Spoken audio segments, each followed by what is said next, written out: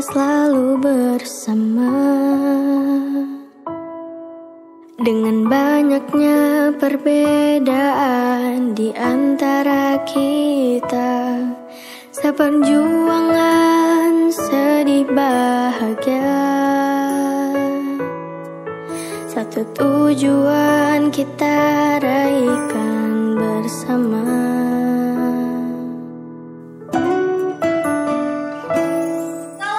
Rentetan kisah tergores sudah, melukis cerita